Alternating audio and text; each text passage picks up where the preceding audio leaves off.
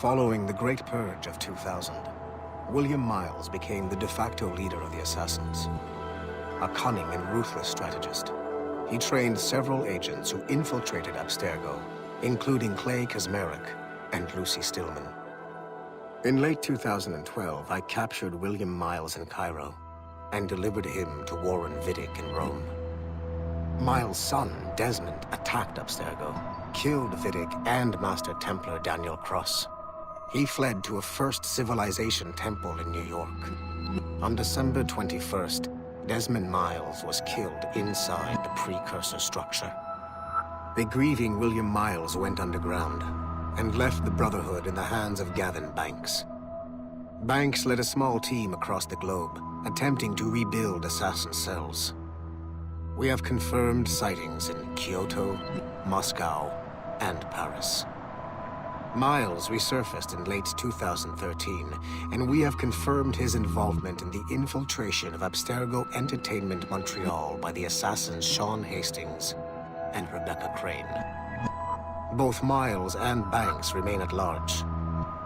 Agent Acosta has tasked the Akashic satellite Plexus to sweep the planet for traces of assassin activities. We have yet to locate them.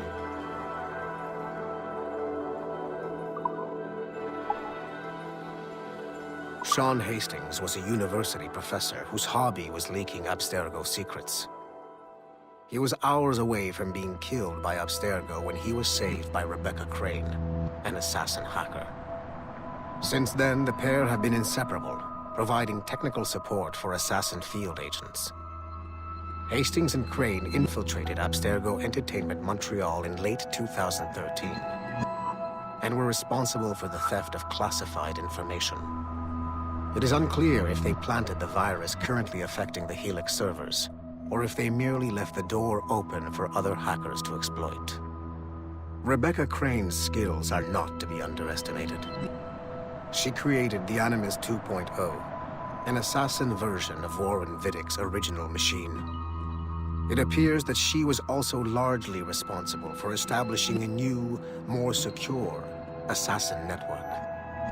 It would seem Crane and Hastings have been promoted within the Brotherhood. There are rumors that they are now leading some kind of hacker collective known as the Initiates, and attempting to lure them to the assassin side.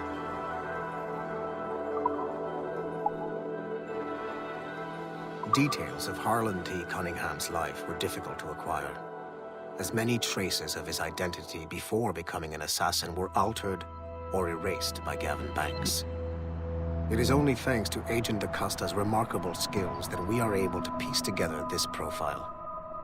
Cunningham was outed as homosexual in high school, which unfortunately ruined a promising wrestling career. He left Texas as quickly as he could and fled to Europe. Cunningham was recruited by the Brotherhood in Florence, Italy, under the leadership of assassin veteran Adriano Maestranzi. Sigma Team attacked the Florence hideout in 2012, but Maestranzi detonated a bomb. 3 assassins were killed before the explosion, but Sigma Team was annihilated in the process. Cunningham and I were the only survivors. Cunningham was last sighted in Rotterdam, alongside Arend Schutt, a former mixed martial arts champion who also suffered a career backlash when he came out as homosexual. It is clear that Cunningham is mentoring Schutt in the ways of the Brotherhood. Although physically gifted and extremely dangerous, Schutt is a poor choice as an assassin. He is incapable of keeping a low profile and will compromise the Brotherhood despite himself. Recently, Cunningham stole a piece of Eden from an Abstergo facility in Rotterdam. During the operation, Schutt was charged to attack Abstergo employees throughout the city to draw attention away from his mentor. Although Sigma Team managed to reclaim the item, both Cunningham and Schutt escaped. I will not allow Cunningham to get away from me a third time.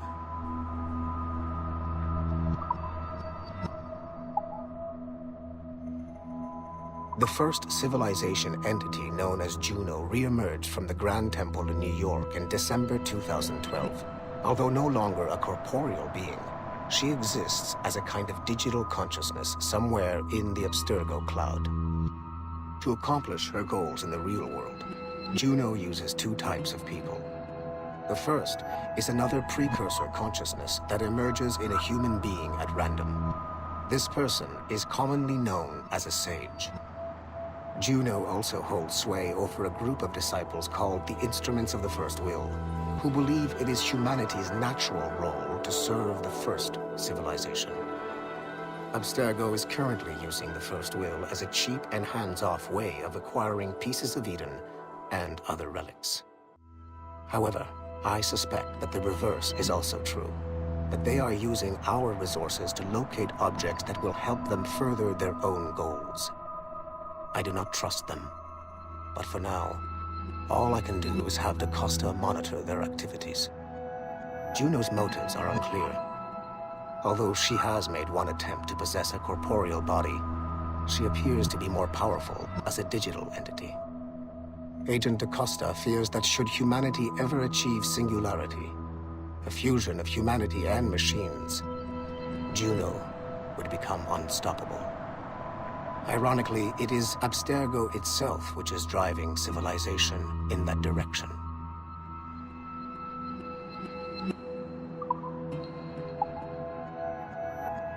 Given the nature of our current investigation, I have been looking at other assassins who, despite themselves, have helped the Templar cause. The first is Clay Kaczmarek, who infiltrated Warren Viddick's Animus project in Rome. He became the project's Subject 16. Kaczmarek's rich ancestry helped Viddick to identify the Renaissance assassin Ezio Auditore as a person of interest. Driven mad by overexposure to the Animus, he committed suicide. However, Kaczmarek may have unexpectedly become useful again.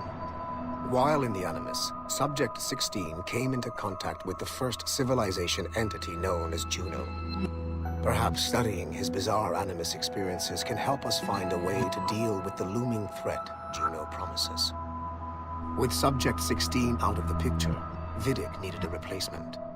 Desmond Miles, a runaway assassin, was captured in September 2012 and was used as Animus Subject 17 to further the search for an Apple of Eden. He managed to escape and uncovered an imminent threat to the planet. A solar flare similar to the one that wiped out the precursor race over 75,000 years ago. Desmond Miles also reactivated a first civilization temple in New York and used it to save the world, but it cost him his life. Abstergo recovered his body. In death, Desmond Miles became Sample 17, and his valuable genetic data was uploaded to the cloud servers in order to benefit all branches of Abstergo. Whether they live or die, we must continue to find ways to make the assassins work for us.